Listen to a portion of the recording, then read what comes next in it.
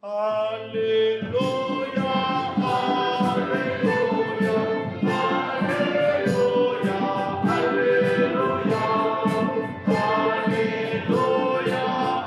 Alléluia, Alléluia, Alléluia. Le Seigneur soit avec vous. Et avec votre esprit. Évangile de Jésus-Christ selon saint Luc. Gloire à toi, Seigneur.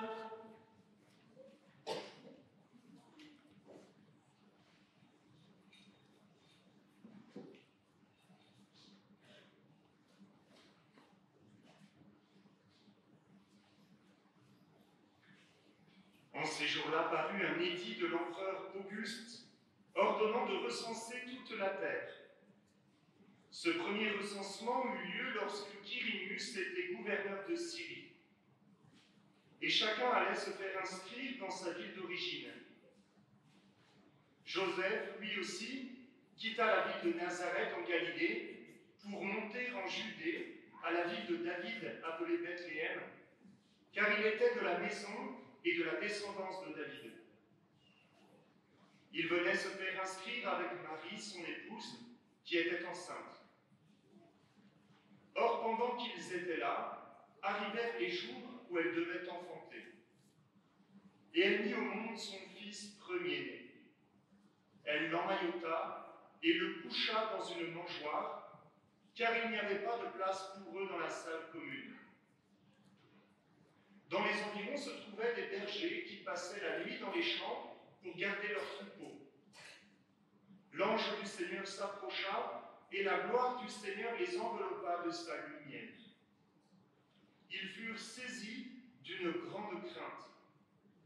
Mais l'ange leur dit : « Ne craignez pas, car voici que je viens vous annoncer une bonne nouvelle, une grande joie pour tout le peuple. Aujourd'hui vous avez un sauveur dans la ville de David. Il est le Messie, le Seigneur. Et voilà le signe qui vous est donné. Vous trouverez un nouveau-né, emmailloté et couché dans une mangeoire. » Et soudain, il y eut avec l'ange une troupe céleste innombrable, qui louait Dieu en disant : « Gloire à Dieu au plus haut des cieux, et paix sur la terre aux hommes qui l'aiment. » Acclamons la parole de Dieu. Louange à toi, Seigneur Jésus.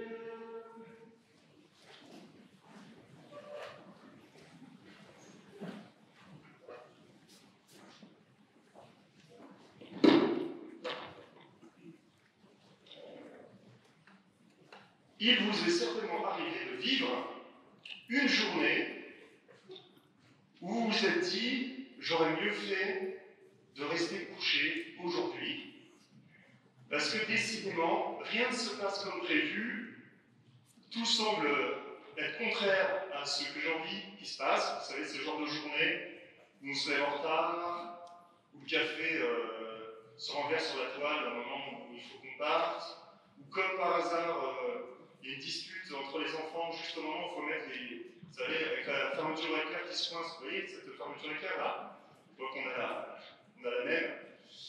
Et voilà, qui se coince, et puis après il y a des perturbations dans les transports, au boulot ça se passe mal, on dit du mal de vous, enfin voilà, et à la fin de la journée vous dites, voilà, rien ne s'est passé comme vous auriez bon. Si ça vous est déjà arrivé, vous avez bien fait de venir ce soir à l'église.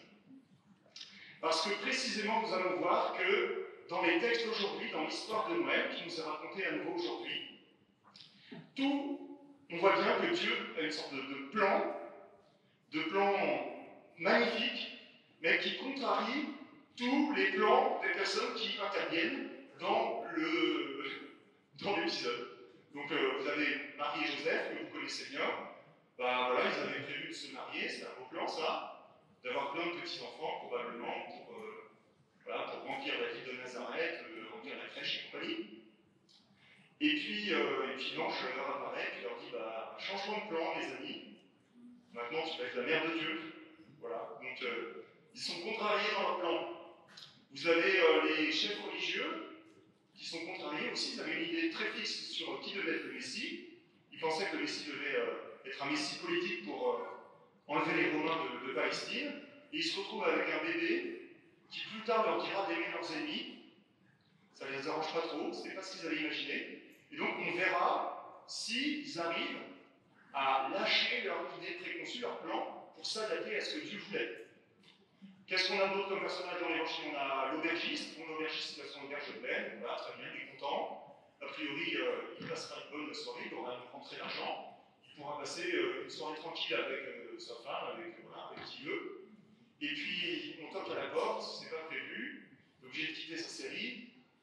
Voilà, il fait rentrer Marie, il est obligé de trouver de la place, enfin voilà, il passe un petit temps avec elle, parce qu'elle est quand même enceinte jusqu'aux dents. Vous avez les bergers. Vous avez déjà vécu une soirée de berger, donc c'est hyper sympa une soirée de berger, je vous conseille. Donc une soirée de berger, ça consiste, une fois que les moutons sont couchés, tous ils dorment, on regarde des étoiles, voilà, avec les copains, on chante des chants de berger autour d'un feu, enfin. C'est ce qu'ils avaient prévu, mais l'ange arrive et leur dit qu'il faut aller à Bethléem, qu'il y a une étoile, enfin, ils trouveront un nouveau-né en mailloté. Donc vous voyez, vous n'êtes pas tout seul à avoir des changements de plan dans votre vie. L'ensemble des personnages de l'évangile d'aujourd'hui ont été obligés de changer leur plan pour s'adapter au plan de Dieu. Alors je voudrais qu'on voit ensemble 3 raisons pour lesquelles Dieu se passe notre temps à changer nos plans comme ça. Parce qu'il y a un petit côté agaçant parfois. Première raison, retenez bien, première raison. Quand Dieu change votre plan, c'est souvent pour vous dire, pour vous demander votre attention. Vous voyez, vous êtes très attentif à la télévision, très attentif à la radio, parfois attentif à la dernière allocution du président sur les consignes sanitaires, mais à Dieu, moins. Hein, on va être honnête, moins attentif. Voilà. Souvent Dieu appelle, il tombe sur le répondeur. Voilà. Et donc pour pallier notre espèce de trouble de l'attention, parce que nous sommes tous des troubles de l'attention, parfois Seigneur change notre plan, Dieu change nos plans pour nous dire ouh, j'existe. Regarde un peu, enlève tes AirPods et regarde-moi. Voilà. Donc ça c'est la première raison.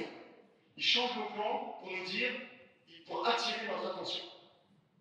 La deuxième raison pour laquelle il change souvent nos plans, c'est que ses plans à lui sont bien meilleurs que les nôtres.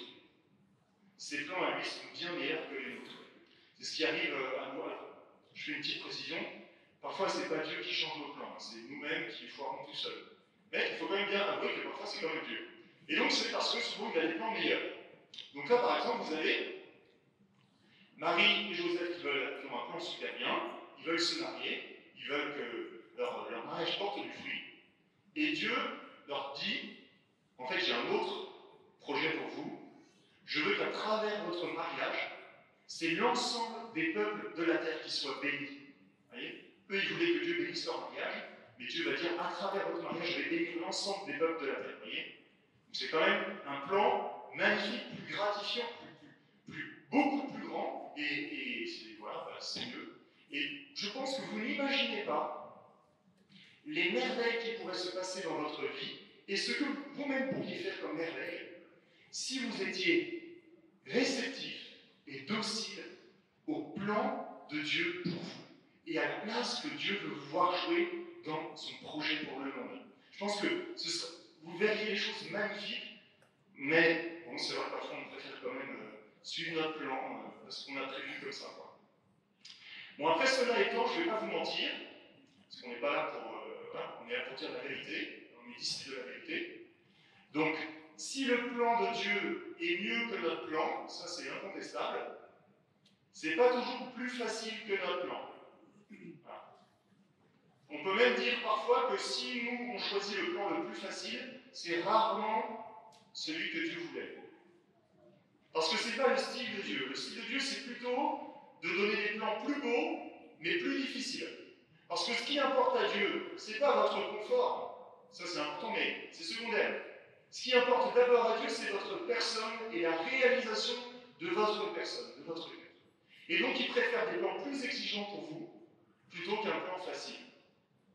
Et donc, voilà, c'est ce qui arrive dans notre texte. Vous voyez, Marie de Nazareth, voilà, je souhaite à personne ici de faire 100 km sur le dos d'un âne alors qu'on est enceinte de 9 mois. Alors, je vous laisse imaginer ce que ça peut donner en termes d'inconfort, vous voyez. Donc c'est pas le plan le plus confortable. En plus, Marie se retrouve donc à Bethléem, c'est-à-dire à peu près 100 km de chez elle, Nazareth, une ville où elle connaît personne. Ils sont obligés d'aller à l'auberge, il y a juste Joseph qui est là. Ça veut dire qu'elle est loin de sa famille, elle est loin de sa maman pour accoucher.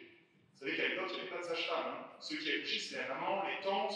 Elle est loin de ça. Elle va accoucher toute seule avec son mari, pour qui c'est le premier enfant, comme pour elle, il n'y connaît rien, pour Joseph. Donc, ils sont tous les deux un peu, voilà, c'est pas la solution du confort. Hein. Et je pense que Marie, à ce moment-là, elle doit crier vers Dieu en disant, mais pourquoi, Seigneur? Pourquoi ça, quoi? Quand tu as pu accoucher dans 15 jours, quand on se fait rentrer du grand recensement, c'est pas possible ça? Ou, voilà, pourquoi tout ça? Bah, voilà, pour l'instant, elle ne s'en rend pas compte, mais après, elle comprendra que dans le plan de Dieu, il fallait que Jésus naisse à Bethléem, parce que c'est la ville du roi David, et que Dieu veut montrer que Jésus, c'est le nouveau David, c'est le roi véritable pour Israël. Mais ça, Marie, elle ne le comprend pas tout de suite, évidemment. Elle le comprendra plus tard. Pour l'instant, elle crie vers Dieu, et elle est appelée à faire confiance, vous voyez. Mais bon, il faut aussi dire un truc, c'est que le plan est peut-être plus difficile, mais après tout, on n'est plus des enfants. Hein. Vous n'êtes plus des enfants spirituels à pleurer à chaque fois qu'il y a un truc difficile, ou à chaque fois que Dieu ne vous donne pas un truc dans le tempo que vous voudriez.